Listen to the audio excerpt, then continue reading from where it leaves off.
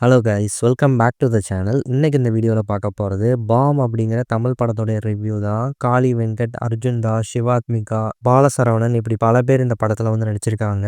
விஷால் வெங்கட் இந்த படத்தை வந்து டைரக்ட் பண்ணியிருக்காரு. படத்துடைய கதை வந்து என்ன அப்படின்னு முதல்ல பார்க்கலாம். ஸோ இந்த கதையோட ஆரம்பத்தில் காலக்கம்மைப்பட்டி அப்படிங்கிற ஒரு கிராமத்தை வந்து காட்டுறாங்க. ஒரு பாயிண்ட்ல இந்த ஒரு ஊர் வந்துட்டு 2 ஊராக வந்து பிரிஞ்சு போக காலப்பட்டி, கம்மாய்ப்பட்டி அப்படின்னு 2 ஊராக மாறுது. ஸோ இந்த 2 ஊர் மக்களுக்குமே வந்துட்டு பார்த்தீங்கன்னா ஒருத்தருக்கு ஒருத்தர் ஆகாது. பேசிக்க மாட்டாங்க, தொட்டுக்க மாட்டாங்க, ஒன்றா சேர்ந்து சாப்பிட மாட்டாங்க, அந்த ஊருக்காரங்க இந்த ஊருக்கு போக மாட்டாங்க. இந்த மாதிரி பல விஷயங்கள் வந்துட்டு 2 பேர்த்துக்குமே வந்து ஒத்து போக மாட்டேங்குது.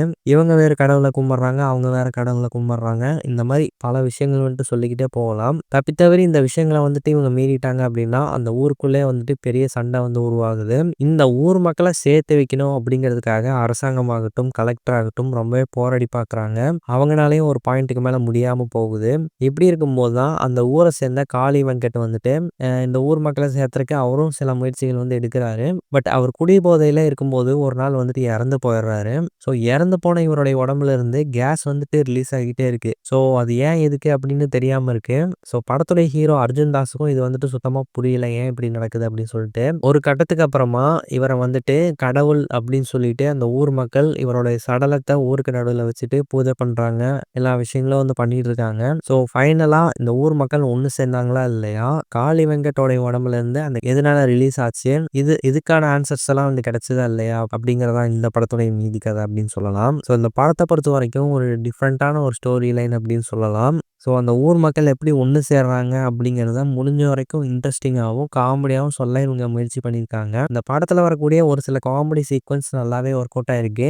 த்ரூ அவுட் த மூவி காமெடியாக இருக்கா அப்படின்னு சொல்லி பார்க்கும்போது அங்கங்கே ஒரு சில இடங்களில் வந்துட்டு காமெடி நல்லா இருக்குது அப்படின்னு சொல்லலாம். அந்த படத்தில் நடித்தவங்களுடைய பர்ஃபார்மன்ஸ் அப்படின்னு சொல்லி பார்க்கும்போது எல்லாருமே அவங்க யதார்த்தமான நடிப்பை வந்து வெளிப்படுத்தியிருந்தாங்க. அர்ஜுன் தாஸுக்கு அந்த எமோஷனலான காட்சிகள் வந்து நல்லாவே ஒர்க் அவுட் ஆகிருக்கு. பாலசரவணன் வரக்கூடிய ஒரு சில காட்சிகள் வந்துட்டு காமெடியாக இருந்துச்சு அப்படின்னு சொல்லலாம். அண்ட் டெக்னிக்கல் வைஸ் இந்த படத்தை பார்க்கும்போது அந்த ஊராகட்டும், அதுக்கான விஷுவல்ஸ் ஆகட்டும், அந்த கிராமத்தை ரொம்ப லைவாக வந்து காமிச்சிருந்தாங்க. அந்த படத்தில் வரக்கூடிய பேக்ரவுண்ட் ஸ்கோர் டிமானோடைய மியூசிக்கில் நல்லாவே இருந்துச்சு. சாங்ஸுமே ஒன்று 2 இடத்துல பிளேஸ் பண்ண விதமும் நல்லா இருந்துச்சு. கிளைமேக்ஸ் இருக்கும்போது அந்த ஊர் மக்கள் ஒன்று சேரக்கூடிய அந்த காட்சிகள் எல்லாமே இந்த படத்தில் எடுக்கப்பட்ட விதம் நல்லா எமோஷ்னலாகவே கன்வே பண்ணியிருந்தாங்க.